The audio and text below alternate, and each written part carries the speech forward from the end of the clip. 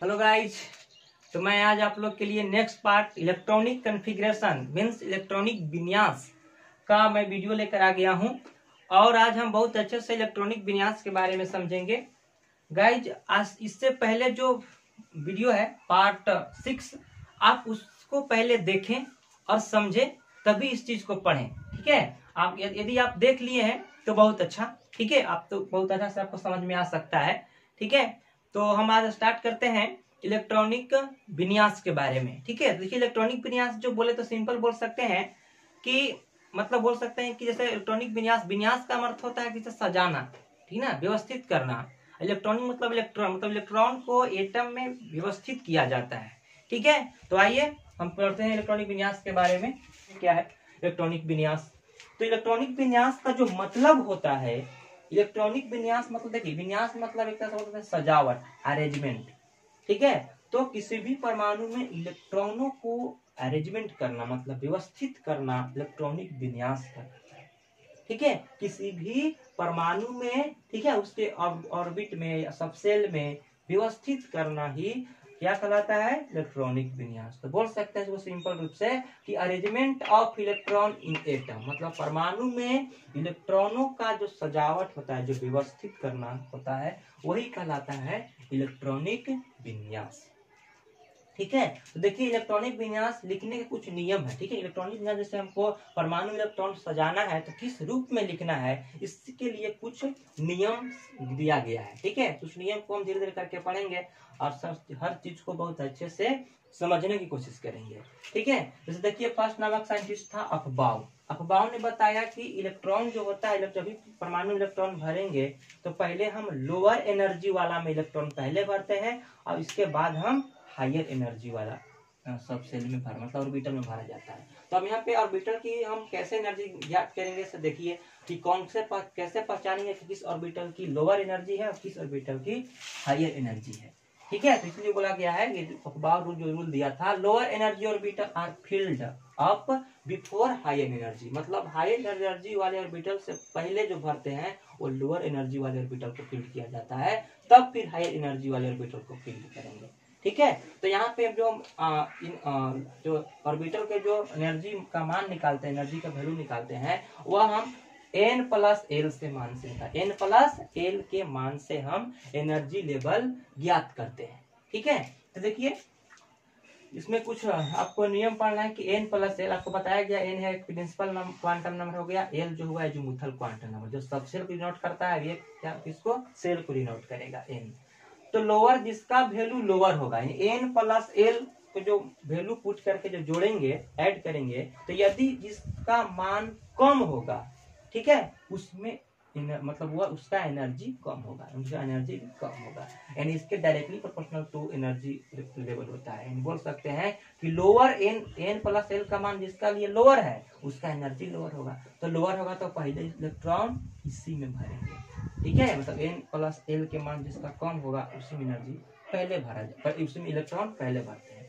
यदि मान के चला कि इस तरह से मान के दो सबसेलों के लिए, दो ऑर्बिटलों के लिए n+l के मान सेम आ जाए, मतलब बराबर आ जाए, तो अब हम क्या करते हैं, देखिए यदि सेम n+l का मान आए तब क्या देखेंगे, लोअर एनर्जी कैसे चेक करते हैं, n के मान लोअर देखेंगे, जिसके लिए n के मान कम होगा उसका एनर्जी लेवल कम होगा। ठीक है, वो लोअर एनर्जी वाला होगा। ठीक है, यानी n+l के मान जिसका लोअर कैसे पहचानेंगे, तो जिसके लिए n के मान कम होगा। ठीक है, तो जिसका n के मान जिसमें कम है उसमें हम एनर्जी लेवल कम होगा, मतलब बोल सकते हैं कि देखेंगे कि n+l के मान यदि बराबर आ जाता है, देखेंगे कि n के मान किसका कम है। ठीक है, इस सबसेल जिसका कम होगा n के मान, उसमें पहले इलेक्ट्रॉन भरते हैं। ठीक है, ये चीज है। आगे देखिए, energy order of subshell for electronic configuration, मतलब इलेक्ट्रॉनिक विन्यास के लिए कुछ एनर्जी लेवल इस तरह से हो जाते हैं। ठीक है, आपको देखिए सब यहाँ पे मान लिखा हुआ है, जैसे देखिए 1s 2s, देखिए 1s के यदि हम रखे तो वहां पे n के मान और यहाँ पे l के मान ऐड किए तो इसके लिए 1 आ गया। ठीक है, अब यहाँ पर देख रहे हैं कि उसके लिए फिर 2s के लिए लिखे तो यहाँ n+l के मान 2 आया, 3p के लिए लिखे तो 3 आ गया, अब 3s के लिए लिखे 3, अब दोनों के 3 आ रहा है। ठीक है, तो कम एनर्जी किसका होगा, मतलब पहले इलेक्ट्रॉन किसमें भरेंगे, जिस एनर्जी कम किसका होगा, 2p का, क्योंकि दोनों के n प्लस l का मान जब दोनों के बराबर आ गया तो n के मान किसके लिए कम है, देखिए यहाँ पे n के मान 2 है, इसके लिए 3 है, तो इसमें पहले इलेक्ट्रॉन भरेंगे। कम n के मान जिसका कम होगा उसमें पहले इलेक्ट्रॉन भरा जाता है। ठीक है, इसके बाद देखिए आप, इसके बाद 3p, इसके बाद 4s। ठीक है, देखिए यहाँ पे बराबर है, तो बराबर है तो देखें कि n के मान इसका कम है, जिसमें पहले इलेक्ट्रॉन भरेंगे। ठीक है, तो n प्लस l के मान से हम निकाल देते हैं उसका मान, जिसका n प्लस l का मान कम होगा उसमें इलेक्ट्रॉन पहले भरेंगे। अब जिसके लिए किसी भी दो ऑर्बिटल के लिए n प्लस l के मान यदि बराबर आ जाए, ठीक है, तो पहले इलेक्ट्रॉन उसमें भरा जाता है जिसके लिए n के मान कम हो। ठीक है, तो देखिए यहाँ पे लिखा हुआ है 3d 4p। अब देखिए यहाँ पे जो 3 मान एक ही आ रहा है, यहाँ पे देखिए 3d 4p या 4s, तो पहले इलेक्ट्रॉन किसमें भरेंगे, तो देखिए कि यहाँ पर जो तीनों के मान देख रहे हैं कि यहाँ पर तीनों के मान जब सेम आया तो n के मान पर भी विचार करो, तो n के मान जैसे इसके लिए 3 है, 4 है, 5 है, तो 3 कम है, n के मान जिसका कम होगा उसमें इलेक्ट्रॉन पहले भरेंगे। n के मान मतलब इसका प्रिंसिपल क्वांटम नंबर कम होगा, उसको पहले इलेक्ट्रॉन, उसमें पहले इलेक्ट्रॉन भरेगा। ठीक है, एक बार फिर से आप सुन लीजिए कि जिसके लिए n प्लस l के मान कम होगा उसमें पहले इलेक्ट्रॉन भरेंगे। यदि n किसी भी दो ऑर्बिटल के लिए n प्लस l के मान सेम आ जाता है, बराबर आ जाता है, तो पहले इलेक्ट्रॉन उसमें भरते हैं जिस ऑर्बिटल के लिए n के मान कम हो। ठीक है, मतलब प्रिंसिपल क्वांटम नंबर कम हो उसमें पहले इलेक्ट्रॉन भरेंगे। ठीक है, यदि n प्लस l का मान बराबर आ जाता है। ठीक है, तो देखिए इस तरह से आपको ऑर्बिटल के एनर्जी लेवल पर सजाया गया है। ठीक है, एक तरह से ऑर्डर के वाइज लिखा हुआ है। अब देखिए इतना हम ना करके एक ट्रिक के माध्यम से हम याद रखेंगे। ठीक है, अब वो ट्रिक क्या है आप लोग बहुत ध्यान से सुनिएगा कि हम इलेक्ट्रॉनिक विन्यास लिखते समय बहुत आपको काम आएगा। जैसे देखिए सबसे पहले जैसे एस है, तो एस है, इस चीज को हमको याद रखेंगे कि एस पहला से स्टार्ट होता है। ठीक है, पी जो होता है वो दूसरे सेल से स्टार्ट होता है। ठीक है, और डी जो होता है वो तीसरे सेल से स्टार्ट होता है, और एफ जो होता है वो चौथे सेल से स्टार्ट होता है। ठीक है, तो जब चौथे सेल से तो उसके पीछे हम जब भी लिखेंगे, पहला बार यदि लिख रहे हैं 4 मतलब 3 डी को हम पहला बार लिखेंगे तो डी में आता है 3 तीसरे सेल में, तो उसको पहले जब भी लिखेंगे तो 3d से स्टार्ट करेंगे। ठीक है, उसी तरह से जब भी हम एफ को लिखेंगे तो 4f से स्टार्ट करेंगे। ठीक है, तो यहाँ पे कुछ आपको ट्रिक, इस चीज को याद रखना होगा कि नंबरिंग को कैसे लिखना है। और दूसरा है कि जैसे ये इसको एस पी ही ना एफ कैसे आएगा। ठीक है, एक ट्रिक है कि एस जैसे इसमें सुनिए एस, तो इसको पढ़ेंगे ऐसे स्टूडेंट्स। ठीक है, प्यारे स्टूडेंट्स, प्यारे स्टूडेंट, दो बार बोलना है। ठीक है, प्यारे स्टूडेंट, प्यारे स्टूडेंट। देखिए स्टूडेंट्स स्टूडेंट्स स्टूडेंट्स, प्यारे स्टूडेंट्स, प्यारे स्टूडेंट्स, देखो प्यारे स्टूडेंट्स, देखो प्यारे स्टूडेंट्स। इसके बाद होता है फिर देखो प्यारे स्टूडेंट, तो उसके बाद क्या आ जाएगा, फिर देखो प्यारे स्टूडेंट मतलब फिर देखो। ठीक है, तो डी आ जाता है। ठीक है, फिर पी आएगा, फिर एस आएगा। ठीक है, इस तरह से होता है, तो आप इस चीज को याद रखिएगा। अब देखिए हम जैसे एक हम एग्जांपल से समझेंगे कि नाइट्रोजन के इलेक्ट्रॉनिक कॉन्फ़िगरेशन निकालना है। देखिए कैसे निकलेगा। देखिए यहाँ पे जो लिखा हुआ है नाइट्रोजन के लिए n के मान, ठीक है 7 है। ठीक है, तो 7 है, तो यहाँ पर सॉरी नाइट्रोजन के लिए z के मान मतलब बोले तो परमाणु संख्या 7 है। देखिए इसमें इलेक्ट्रॉन कितना होगा, 7 ही होगा, तो मतलब 7 इलेक्ट्रॉन को हमको नाइट्रोजन एटम में सजाना है। तो देखिए कैसे इसको लिखते हैं, तो पहले तो लिखेंगे, पहले देखिए 1s। ठीक है, देखिए ऐसे अगर ट्रिक से लिखेंगे तो सीधे ऐसे लिखेंगे 1s 2s 2p। ठीक है, पहले देखिए यहाँ पे आप ऐसे भी भर सकते हैं 1s, तो 1s इसको में कितना आ जाएगा 2 हो जाएगा। ठीक है, इसको में s में 2 और p में कितना होता है मैक्सिमम होता है 6, लेकिन यहाँ पे गिनेंगे कितना भर दिए, तो 4 को तो भर चुके हैं। ठीक है, अब देखिए इसमें जब भी आप कितना बचा है भरने के लिए 3, तो इसका उसमें मैक्सिमम 6 होता है, तो 3 जो भी बचेगा इसमें भर लेंगे।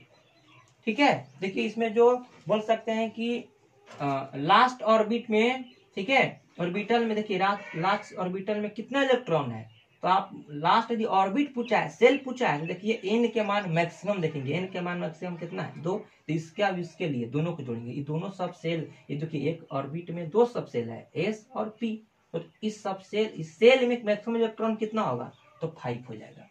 ठीक है। तो 5 यहाँ पर बोल सकते हैं कि 5 जो हुआ वो वैलेंस सेल में इलेक्ट्रॉन की संख्या बता रहा है। ठीक है, यदि इसको देखिए, ये नॉन मेटल है, अधातु, तो अधातु के यदि संयोजकता निकालना हो, वैलेंसी निकालना हो, देखिए इलेक्ट्रॉनिक विन्यास बहुत इंपॉर्टेंट होता है। आपको इलेक्ट्रॉनिक विन्यास से बहुत कुछ आप निकाल सकते हो। ठीक है, तो इलेक्ट्रॉनिक विन्यास यहाँ पे देखें तो लिखे, तो यहाँ पर जो आ रहा है 1s2 2s2 2p3। ठीक है, तो यहाँ पर जो है कि देखेंगे कि जो है इसको देखिए, सेल को भरने के लिए कितना इलेक्ट्रॉन की जरूरत है, तो 3, तो 3 को जो है वो लेगा। ठीक है, ये सबसेल जो है, जो भी पी सबसेल है। अब देखिए यहाँ पे जो भी इलेक्ट्रॉन भरने के लिए 3 को बाकी है, 3 इलेक्ट्रॉन बाकी है, तो 3 इलेक्ट्रॉन ले लेता है तो स्टेबल हो जाता है। यानी यह जो होता है इसकी संयोजकता, जो इलेक्ट्रॉन लेगा वही इसकी संयोजकता। जो किसी भी एटम जो इलेक्ट्रॉन लेता है या जो इलेक्ट्रॉन देता है, जितना इलेक्ट्रॉन नंबर ऑफ इलेक्ट्रॉन, उसको ही बोलते हैं वैलेंसी। ठीक है, संयोजकता, जो हम आगे कुछ और आगे हम पढ़ेंगे। ठीक है, तो देखिए यहाँ पे कैल्शियम के लिखना है, तो कैल्शियम में का जो है परमाणु संख्या 20 होता है, तो इसमें इलेक्ट्रॉन की संख्या कितना होगा, 20 से होगा। न्यूट्रल एटम है तो 20 ही होगा। ठीक है, तो नंबर ऑफ इलेक्ट्रॉन 20 ही होगा, तब 20 इलेक्ट्रॉन को आपको इसके ऑर्बिटल में सजाना है। ठीक है, देख कैसे देंगे, 1s2, ठीक है, तो 2s2 स्टूडेंट्स, ठीक है, प्यारे स्टूडेंट्स, तो प्यारे स्टूडेंट 6 लिखिए, 10 को भरा गया। फिर होता है देखिए स्टूडेंट्स प्यारे स्टूडेंट, मतलब फिर आएगा एस, तो एस आ जाएगा, तब कितना लिखेंगे, 2 तो लिख चुके हैं इसके लिए, अब 3 लिखेंगे, 3s2। ठीक है, इसके बाद देखिए प्यारे स्टूडेंट्स, फिर प्यारे स्टूडेंट्स, ठीक है, तब की में जो लिखेंगे 3p6। ठीक है, फिर स्टूडेंट्स लिखना है, प्यारे स्टूडेंट्स 4s हो जाएगा, 4s, तो 4s2। ये देखिए, तो इसमें बोलेंगे कि जो बाहरी और कक्षा में कितना इलेक्ट्रॉन है, बाहरी सेल में कितना इलेक्ट्रॉन है, तो 2। तब 2 है, तो देखिए यदि 4 से कम इलेक्ट्रॉन हो ना, तो वो किसी को दे देता है, मतलब इसका संयोजकता 2 हो जाएगा। ऐसे इसको हम लिखते हैं। तो ये देखिए, इस तरह से इलेक्ट्रॉनिक कॉन्फ़िगरेशन लिखते हैं। 2 तरीका से लिख सकते हो, या फिर देखिए वो एस और ठीक ना, इसको देखिए एक ट्रिक से माध्यम से, स्टूडेंट्स प्यारे स्टूडेंट, तो प्यारे स्टूडेंट यहीं तक भर गया तो आगे नहीं जाएंगे। इसके लिए देखिए स्टूडेंट्स, ठीक है, स्टूडेंट्स प्यारे स्टूडेंट्स, बस इतना ही तक भर गया। आगे देखिए आप, और जैसे आप लगा सकते हैं कि n प्लस, यदि ट्रिक नहीं आपको, मतलब ये ट्रिक अच्छा नहीं लग रहा है, तो आप n प्लस एल का मान को देखिए। ठीक है, कि n प्लस एल के मान, इसमें हम पहले इलेक्ट्रॉन क्यों भरे, क्योंकि n प्लस एल के मान जो आ रहा है, ठीक है, ये इसका मान कम होता है इसके अपेक्षा, आप देख सकते हैं जगह पर। ठीक है, तो इस तरह से होता है। ठीक है, n प्लस एल के मान आप निकालें और फिर उसमें इलेक्ट्रॉन भरें। आप पूरे कैलकुलेट के नहीं निकालना है, आप ऐसे ही मन में ही याद मतलब कैलकुलेट कर सकते हो n प्लस एल के मान। ठीक है, जैसे इसके लिए n प्लस एल के मान कितना हो जाएगा, इसके लिए n प्लस एल के मान, तो n 1 है और 0 हो जाएगा, s के लिए l के मान, तो 1, इसके लिए 2 हो जाएगा, इसके लिए 3 हो जाएगा, इसके लिए भी 3। ठीक है, तो 3 दोनों, इसके लिए भी 3, इसके लिए 3, तो पहले इलेक्ट्रॉन इसमें भरेंगे कि n के मान इसका कम है। ठीक है, इसको लिए देखिए यहाँ पे हो जाएगा 4, तो 4 हो जाएगा, इसका भी 4, तो पहले इलेक्ट्रॉन देखिए किसमें भरेंगे, इसमें, तब इसमें। इस तरह से एनर्जी लेवल देख करके हमें इलेक्ट्रॉन को फिल करना होगा। आगे देखिए हुंस का रूल। हुंस का रूल देखिए क्या कहता है कि किसी भी आप इलेक्ट्रॉनिक विन्यास, इलेक्ट्रॉनिक कॉन्फ़िगरेशन लिख रहे हो, तो यदि हम देखिए किसी भी, ये सब कहाँ भरा जाता है, ऑर्बिटल में भरा जाता है। तो ऑर्बिटल में जब भरा जाता है तो अब देखते हैं कि सबसेल के अंदर ऑर्बिटल होते हैं, तो कुछ ऑर्बिटल में भरने कुछ नियम होता है कि जब सभी में पहले एक इलेक्ट्रॉन भरा जाता है, ठीक है, इसके बाद हम उसके फिर पेयर करते हैं, मतलब सबसे, मतलब हम बोल सकते हैं, ये बोला था, एक नियम बोला था कि किसी भी आप ऑर्बिट इलेक्ट्रॉन यदि भर रहे हो, ठीक है, तो उस सबसेल के ऑर्बिटल में, सभी ऑर्बिटल में पहले एक इलेक्ट्रॉन भर लेंगे, तभी हम सभी इलेक्ट्रॉन को फिर पेयरिंग करना शुरू करेंगे। तो पेयरिंग करने से पहले सिंगल इलेक्ट्रॉन सभी ऑर्बिट में भरना चाहिए, इसके बाद हमें पेयर करना होता है। तो यही कुछ बताया। जैसे यहाँ पे हम इलेक्ट्रॉनिक कॉन्फ़िगरेशन लिख रहे हैं ऑक्सीजन के लिए, तो इसका होता है परमाणु संख्या 8, तो इसके लिए लिखेंगे तो क्या हो जाएगा 1s2, ठीक है, इसका इलेक्ट्रॉन की संख्या भी 8 आ जाएगा, और यहाँ 2s2 2p कितना आ जाएगा 4, 8 इलेक्ट्रॉन भरा गया। तो यहाँ पर यदि पेयरिंग देखिए, इस हम लास्ट वाला को देखेंगे, यहाँ पे इलेक्ट्रॉन जैसे भर रहे हैं तो पहले हम एक इलेक्ट्रॉन ऐसे भर लेते हैं, तीनों में भर लेते हैं, ठीक है। तब हम फिर इसके बाद इलेक्ट्रॉन बचता है तब फिर पेयरिंग करना प्रारंभ करते हैं। ऐसे ये नहीं कि ऐसे कर दोगे कि ऐसे से भर दोगे, इस तरह से भरोगे तो ये गलत मेथड हो जाएगा। तो ये मेथड गलत है, आपको सही ये, ठीक है। ये हुंस रूल बताया था। इसके बाद है पॉली एक्सक्लूजन प्रिंसिपल। यहाँ पे जैसे ही बताया गया है कि हमेशा किसी भी मतलब बोले तो किसी भी इलेक्ट्रॉन के लिए सभी क्वांटम संख्या बराबर नहीं हो सकता है, ठीक है, चाहे वह एक ही ऑर्बिटल में क्यों ना हो, किसी भी से एक ही ऑर्बिटल के अंदर है। तो यहाँ पे इसका जो स्पिन होगा वो अलग अलग होगा। यदि ये क्लॉकवाइज है तो ये एंटी क्लॉकवाइज होगा। दूसरा यदि बात करना है कि ये क्लॉकवाइज है तो ये भी क्लॉकवाइज नहीं हो सकता है, ठीक है। तो ये बात गलत हो जाएगा, दोनों एक ही डायरेक्शन में नहीं रोटेट कर सकते हैं किसी भी ऑर्बिटल में, ठीक है, वो अलग अलग होता है। जैसे बताया गया ना, किसी भी जैसे आदमी के लिए एड्रेस अलग होता है, उसी तरह से इलेक्ट्रॉन जो होता है, कोई भी इलेक्ट्रॉन होता है तो उसका सभी क्वांटम संख्या बराबर कभी नहीं हो सकता है, ठीक है। आगे देखिए, हम उसी के आगे कुछ बात करने वाले हैं। जैसे हाफ फील्ड और फुली फील्ड सब सेल की यदि बात करते हैं तो हाफ फील्ड और फुली फील्ड अधिक स्टेबल होता है। तो वो बोलता है कि हाफ फील्ड फुली फील्ड सब सेल है मोर स्टेबल, यानी इसका जो हाफ फील्ड, जो हाफ फील्ड किसको बोलेंगे, जिस सब सेल के प्रत्येक ऑर्बिटल में एक इलेक्ट्रॉन रहेगा, ठीक है, सभी ऑर्बिटल में एक इलेक्ट्रॉन रहेगा किसी भी सब सेल के लिए। और इसमें क्या है कि फुली फील्ड बोलेंगे कि सभी मतलब किसी भी सब सेल का पूरा ऑर्बिट भरा हुआ रहेगा, ऑर्बिटल भरा हुआ रहेगा, यानी सब में दो दो इलेक्ट्रॉन भरे हुए रहेंगे तो फुली फील्ड बोलेंगे, कंप्लीट फील्ड है वो, ठीक है, इसलिए उसको फुली फील्ड बोलते हैं। तो देखिए यहाँ पे कुछ उदाहरण लिखा हुआ है कि पी में जैसे 3 है तो 3 देखिए को भरा हुआ है, ठीक है, P3 जैसे D5 F7 तो सब हाफ फील्ड है। उसी तरह से पूरा भरेंगे जैसे 6 पूरा P6 D8 F14 तो ये सब बोले तो ये सब फुली फील्ड है। तो अब ज्यादा स्टेबल जो होते हैं फुली फील्ड होते हैं, इसके बाद हाफ फील्ड, इसके बाद कोई जनरल होता है। तो सबसे कम स्टेबिलिटी जो होता है वह कोई जनरल सबसेल है, ठीक है, मतलब उसमें जैसा भरा हुआ है जैसे कुछ इस प्रकार से है, ठीक है, कुछ इस प्रकार से देखने को मिलेगा। तो ये जनरल और सबसेट हुआ, लेकिन सब एक इलेक्ट्रॉन इसमें भरा हुआ है तो वो हाफ फील्ड हो गया, ठीक है। अब यदि मान दो दो इलेक्ट्रॉन सब में भरा हुआ है, पूरा कंप्लीट फील्ड है तो उसको फुली फील्ड बोलते हैं। तो सबसे ज्यादा सबसे कम जैसे स्टेबिलिटी वाला जो होता है वह जनरल, और इसके बाद जो हाफ फील्ड, इसके बाद फुली फील्ड, यानी बोल सकते हैं फुली फील्ड जो ऑर्बिटल होता है अधिक स्टेबल होता है, स्टेबिलिटी उसका अधिक होता है। यदि वो नहीं भी एक आध गो इलेक्ट्रॉन भरने के लिए उसमें बच गया है तो पिछले वाले ऑर्बिट से एक इलेक्ट्रॉन ले लेता है, इस तरह से कुछ करता है जो आगे हम देखेंगे, ठीक है। तो बोल सकते हैं कि फुली फील्ड ज्यादा स्टेबल, उसके बाद जो स्टेबिलिटी आता है वो हाफ फील्ड आता है, इसके बाद बाकी सब जनरल सबसेल जो मतलब इसमें 1 2 4 इलेक्ट्रॉन भरे हुए इस तरह से, ठीक है। आगे देखिए, अब इसमें जैसे बोल सकते हैं कि अब देखिए कुछ नोट पॉइंट है कि कभी भी 3D4 नहीं होगा, क्योंकि यह हाफ फील्ड एक मतलब इसको हाफ फील्ड बनने के लिए एक इलेक्ट्रॉन चाहिए। तो एक इलेक्ट्रॉन पिछले वाले ऑर्बिट से मतलब किसी भी ऑर्बिट से बगल वाले सेल से या ऑर्बिटल से ले लेता है, ठीक है, दूसरे सब सेल से एक इलेक्ट्रॉन क्या कर लेगा, ले लेगा। तो आपने ठीक ना, तो यह स्टेबिलिटी गेन कर लेता है। उसी तरह से 3D9 नहीं हो सकता। देखिए इसको डी को भरने के लिए एक इलेक्ट्रॉन चाहिए तो फुली फील्ड हो जाएगा, मतलब पूरी तरह से ये भर जाएगा। तो इसलिए एक इलेक्ट्रॉन ही ना इसके बगल वाले जो सब सेल होते हैं उससे इलेक्ट्रॉन ले लेता है, तो वो स्टेबिलिटी गेन करता है।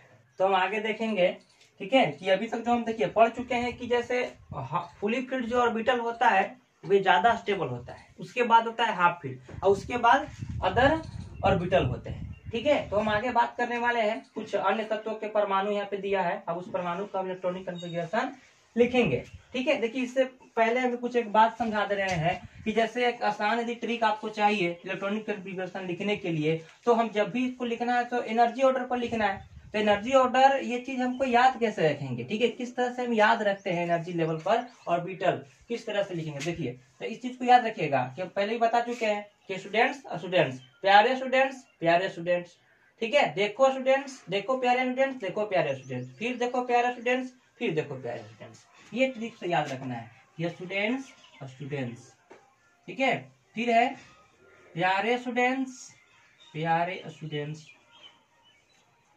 देखो प्यारे स्टूडेंट्स, देखो प्यारे स्टूडेंट्स, ठीक है। फिर देखो प्यारे स्टूडेंट्स, फिर है, फिर वही बोलना है, फिर देखो प्यारे स्टूडेंट्स। अब इन चीज को हम देखिए नंबरिंग कैसे देते हैं, ठीक है। यहाँ पे नंबरिंग कैसे देते हैं तो देखिए, यहाँ पे जैसे S1 से स्टार्ट होता है, सबसे पहले उसका 1 मिलेगा, इसके बाद 2 3 ये सब देते रहेंगे। इसके बाद P जो होता है, P दूसरे सेल से स्टार्ट होता है, तो 2 उसमें 2 होगा सबसे पहले वैल्यू। इसके बाद फिर जो D आएगा, तो D जो पहला बार में आएगा उसको 3 देंगे, ठीक है। और जो जैसे 4 F जो होता है वो चौथे सेल के आया, तो इसलिए 4 उसके लिए देंगे सबसे पहले जो आएगा। तो ऐसे लिए जैसे देखना है। तो अब यहाँ पे जैसे S है तो इसका 1, ठीक है, पहले सेल में होता है 1, तो इसके लिए S2 मतलब दूसरा का सेल पहुंच गए, अब 2, इसके लिए 3, सॉरी 2 ही रहेगा ना, 2 में से स्टार्ट होता है, तो सबसे पहला बार में P आ रहा है तो 2। इसके बाद S, तो S देखिए यहाँ पे 3 2 दे चुके, तब 3 आएगा, ठीक है। उससे एक अधिक बढ़ा के दे ही देना है, ठीक है, मतलब एक ऑर्डर वाइज होवे, ठीक है। तो यहाँ पे देखिए इसके बाद जो आएगा P, तो P देखिए फिर आया, तो यहाँ पे P इसको 2 मिल जाएगा, अब इसको 3 मिलेगा, ठीक है। अब इसके देखिए जो S है, अब S इसको देखिए यहाँ पे जो S है 3 मिला है, तो अब इसको 4 मिलेगा। इसके पहला बार देखिए कितना, उससे एक अधिक मिलेगा। इसके बाद D, तो देखिए D देखिए पहला बार में D आ रहा है ना, तो 3 से कर देंगे। इसके बाद P देखिए क्या बार में आया, तो चौथा बार मतलब तीसरा बार में आया, तो 4 होगा, ठीक है, तीसरा बार में। तो अब इसके बाद जो आएगा S यहाँ पे देखिए फिर आया, तो S देखिए यहाँ पे 4 दे चुके हैं, तो यहाँ पर 5 होगा। D देखिए D जो है और फिर आ चुका है, तो D के लिए क्या लिखे हैं 4, इसके बाद 5 नहीं लिखेंगे, हाँ। इसके बाद S, तो S के लिए अब 6 हो जाएगा, F के लिए 4, D के लिए कितना हो जाएगा, तो D के लिए हो जाएगा यहाँ पे देखिए D पे 5 हो जाएगा, ठीक है। P के लिए 6 हो जाएगा, S के लिए 7, और इसके लिए F के लिए 5 हो जाएगा, यहाँ पे 4 है तो 5 मिलेगा। और यहाँ पे देखिए D यहाँ पे 5 तो 6, ठीक है, यहाँ पर 7, यहाँ पर 8, ऐसे मतलब इस तरह से जो लिखा हुआ है सभी, और ठीक है ना, मतलब बोले तो सभी जो ऑर्बिटल लिखा हुआ है सब सेल, ये एनर्जी वाइज लिखा हुआ है, ठीक है। N+L के मान निकाल करके इस तरह से लिखा हुआ है, देखिए दोनों एक सेम ही है। तो वही चीज को हम बोल रहे थे कि स्ट्रिक पर याद रखिए कि स्टूडेंट्स प्यारे स्टूडेंट्स, प्यारे स्टूडेंट्स, देखो प्यारे स्टूडेंट्स, ठीक है, देखो प्यारे स्टूडेंट्स, फिर देखो प्यारे स्टूडेंट्स, फिर देखो प्यारे स्टूडेंट्स। इस चीज को आप याद रखें, ठीक है। एस को क्या मानना है, स्टूडेंट्स, स्टूडेंट्स, और पी को क्या मानना है, प्यारे, ठीक है। और डी को क्या नाम मानना है, देखो। और एफ को क्या मानना है, फिर, यानी एफ जो रहेगा उसको क्या मानना है, फिर, यानी फिर देखो, ठीक है। इसको हिंदी में लिखा है देखो, ठीक है। इसको क्या मानना है, प्यारे, इसको क्या मानना है, स्टूडेंट्स। इस चीज को आप याद रखिएगा कि स्टूडेंट्स, एस जहां रहेगा स्टूडेंट पढ़ेंगे, और पी रहेगा तो प्यारे, ठीक है, और डी रहेगा तो देखो, और एफ रहेगा तो फिर। तो इस एक ट्रिक है, आप इस चीज को याद रख सकते हैं, बाकी आपकी मर्जी, आप जैसे भी याद रखेंगे, ठीक है, ठीक है। तो इसके बाद देखिए हम क्रोमियम के इलेक्ट्रॉनिक विन्यास लिखते हैं। तो देखिए क्रोमियम का जो एटॉमिक नंबर होता है वो 24 है, ठीक है, मतलब इसकी परमाणु संख्या 24 है। तो इसके में मतलब बोल सकते हैं कि इलेक्ट्रॉनों की संख्या भी 24 होगा, ठीक है। तो 24 इलेक्ट्रॉन को इस परमाणु के अंदर सजाना है। तो देखिए कैसे, हम इसी तरीके से लिखेंगे कि 1s, तो 1s 2 इलेक्ट्रॉन भरा, इसके बाद आगे 2s 2, ठीक है, इसके बाद 2p 6, उसके बाद क्या हो जाएगा 3s 2, इसके बाद जो होगा 3 हो गया, देखिए इसके बाद क्या आ रहा है 3s, इसके बाद 3p होगा ना। अब इसके बाद जो होगा 4s2। अब देखिए यहाँ से जो इलेक्ट्रॉन भर चुका है वो 20 इलेक्ट्रॉन भर चुका है, तो अब यहाँ पे 4 गो और बचा है, तो 4 अब कहाँ डालिएगा, आगे वाला में। तो इसके देखिए 10 इलेक्ट्रॉन रखने की कैपेसिटी है, तो 4 इलेक्ट्रॉन बचा, तो 4 यहाँ पे लिख देंगे, 4 इलेक्ट्रॉन भरा गया, देखिए ये चीज याद रखिएगा, जितना भी पावर रूप में लिखा हुआ सब इलेक्ट्रॉनों की संख्या दिखाता है, आप पहले भी पढ़े होंगे। ठीक है, तो इलेक्ट्रॉन की संख्या को रिप्रेजेंट करेगा, पावर रूप में लिखा रहा है यहाँ। अच्छा, अब देखेंगे यहाँ पे कि अभी देखिए यहाँ क्या ये इलेक्ट्रॉनिक विन्यास ये सही है, तो नहीं, गलत है जाएगा। कारण देखिए क्यों क्यों गलत हो गया। तो देखिए ये जैसे हम ऑर्बिट के दोनों को देखते हैं कि इन दोनों का ऑर्बिट जो है, ऑर्बिटल में, ठीक है, सॉरी ऑर्बिट नहीं, ऑर्बिटल में कितने कितने कैसे कैसे इलेक्ट्रॉन होंगे। जैसे पहले सब में देखिए 4 गो है, तो 4 गो एक सब में भरा जाता है ना इस तरह से, ठीक है, हुंस रूल से। तो देखिए एक इलेक्ट्रॉन खाली, देखिए इसमें तो 2 है, तो 2 पूरा भर देंगे। ठीक है, तो अब इसमें जैसे देखें एक बार, तो ये तो खाली ऑर्बिटल पड़ा हुआ है, एगो खाली है। तो अब ये क्या करेगा, अपने स्टेबिलिटी को गेन करने के लिए सिर्फ एक ही इलेक्ट्रॉन चाहिए। तो ये बाहरी जो कक्षक है, उस बाहरी जो कक्षा है मतलब बाहरी सेल से एक इलेक्ट्रॉन गेन करेगा। ठीक है, देखिए जो है बाहरी सेल, देखिए एन के मान जो बड़ा होता है वो बाहरी सेल, वैलेंस सेल बोलते हैं। एन के मान जो बड़ा होगा, वैलेंस इलेक्ट्रॉन इसका, देखिए एक इलेक्ट्रॉन ले लेगा। तो यहाँ से बोले तो एक इलेक्ट्रॉन लेता है, तो कुछ इस प्रकार से नया कॉन्फ़िगरेशन निकल के आता है। ठीक है, तो देखिए यहाँ हो जाएगा 1, इस तरह से यहाँ पे 4 में था, एक इलेक्ट्रॉन यहाँ आ गया, तो ये भी भर गया। तो हाफ फील्ड नेचर के चूंकि ये जो बन चुका है वो क्या हुआ, हाफ फील्ड हो चुका है, हाफ फील्ड ऑर्बिटल हो चुका है। ठीक है, तो मोर स्टेबिलिटी ज्यादा होगी। ठीक है, तो स्टेबिलिटी गेन करने के लिए ऐसा हुआ।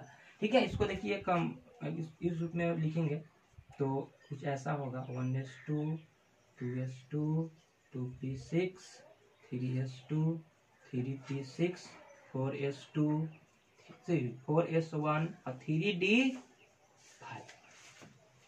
ऐसा बनाया। तो ये देखिए कॉन्फ़िगरेशन सही है। ठीक है, देखिए किसी भी आप एटम के लिए कॉन्फ़िगरेशन लिख रहे हैं तो आपको जरूरी नहीं कि पूरा लिखें, आप शॉर्ट में लिख सकते हैं। देखिए क्योंकि हम देखिए यहाँ पे इनर्ट गैस देखते हैं कि इनर्ट गैस इसके पहले वाला कौन है, तो आर्गन है, यानी 18 होता है। तो 18 इलेक्ट्रॉन जहां तक आएगा उसको हम सिर्फ क्या करेंगे, आर्गन पर 18, तो आर्गन इस तरह से कुछ कर लेंगे, मतलब ये से।